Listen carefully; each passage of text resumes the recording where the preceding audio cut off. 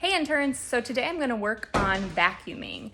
So I am going to vacuum the rug in my living room, and my tip to you is to do the whole area. Just because you can't see dirt doesn't necessarily mean it's not there. So take your time, go nice and slow, and make sure that you cover the entire rug or the entire carpet or whatever you might be vacuuming.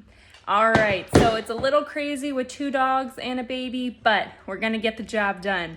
Okay guys, see you later. I